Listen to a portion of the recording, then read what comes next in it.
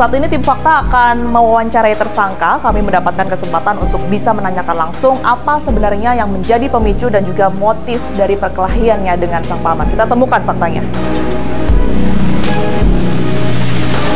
Saya Tiara dari Fakta TV One. Tentunya saya ingin mendengar cerita ya Pak.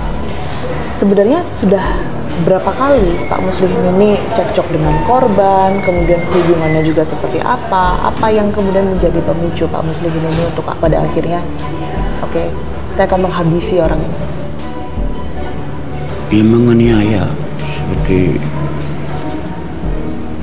saya ke depan rumah, ke warung itu,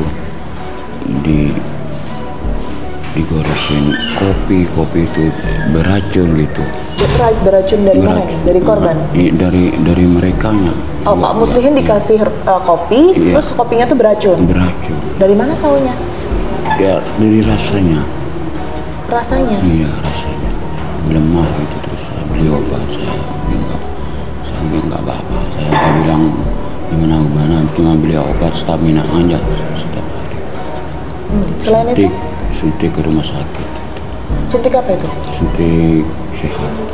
Oke. Apalagi kejadian yang kemudian ini jadi pemicu dan sudah berapa lama? Sudah cuma begini, segitu. Berapa lama sih Pak? Cekcok atau bermasalah dengan ponakan ini? Dengan paman ya? Sampai kejadian. 1 tahun saya tantang mereka, nggak berani. Hari raya sampai hari raya sekarang baru berani injak rumah saya. Ditantang gimana sama Pak Muslihin? Ya kalau berani datangi rumah saya bilang gitu, nggak berani. Jarak rumah Pak Muslihin dengan paman berapa? Oh jauh, ada di rumah istrinya, dari sini ke kamar. Jauh. Oke, kejadian ini berarti di mana? Di rumah saya sendiri. Di depan rumah Pak Muslihin? Di rumah saya. Tuh, mereka dari kamar itu datang kali ke rumah saya. Mereka datang ke rumah Pak Muslihin? Iya, saya terkejut selama 1 tahun gitu. Dari kejadian saya tantang pun saya rasa nggak berani mereka sama saya kan.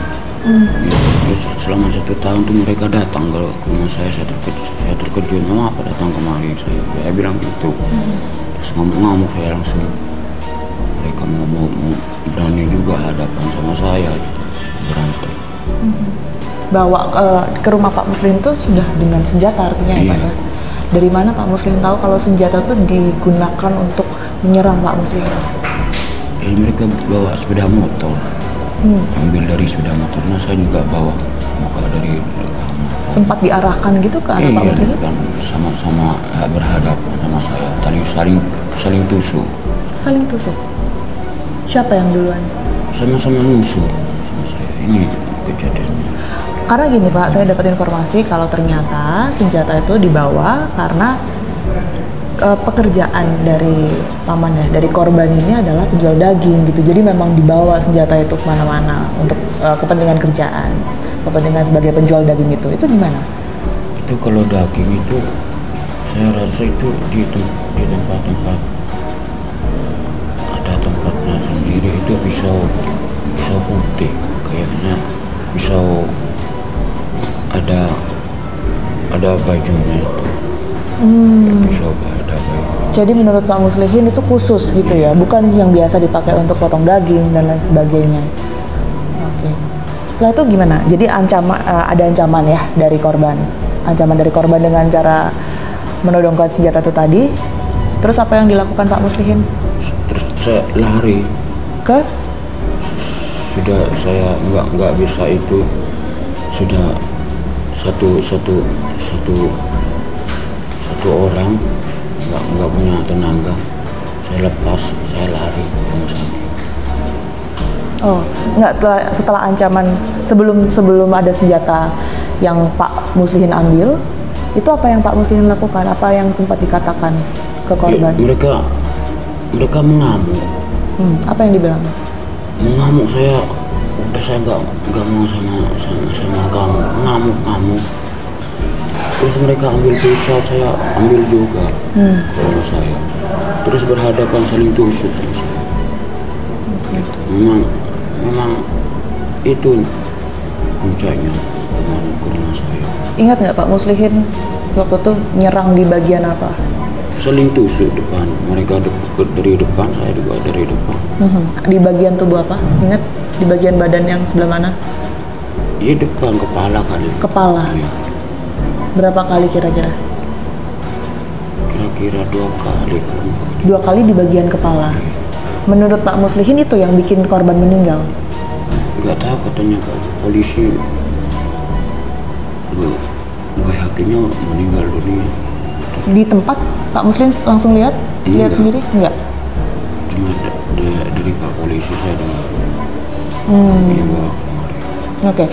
Dan saya lihat ini juga banyak luka ya. Jadi Pak Muslihin ini juga diserang oleh korban di bagian kepala, di bagian tangan. Ini tangan kenapa Pak? Maksudnya dalam kondisi apa Ya kena. waktu itu? Luka parah atau Iya, gimana?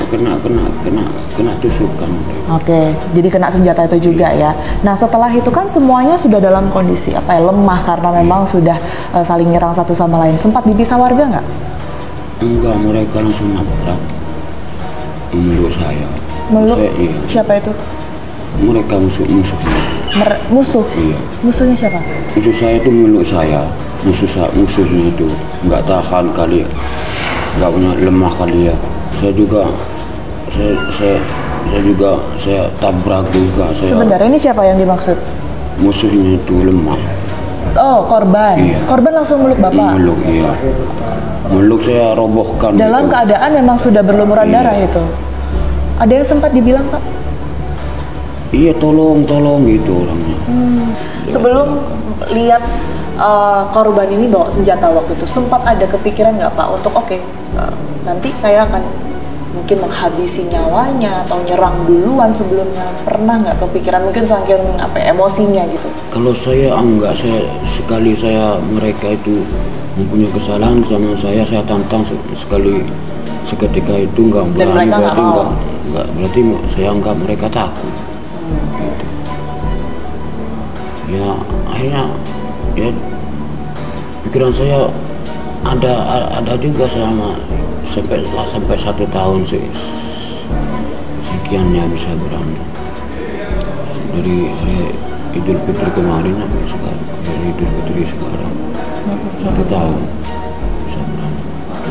Waktu Pak Muslihin nyerang korban dengan menggunakan senjata tajam, celurit atau apapun itu, sempat terpikir nggak sih kalau nanti akan berakhir nih saya di penjara, masuk polisi dan lain sebagainya? Ya memang musibah saya kalau saya punya musibah. Sempat terpikir nggak kalau nanti Pak Muslihin ini akan di penjara? Iya, memang musibah saya kalau saya punya musibah, memang efek sampingnya saya.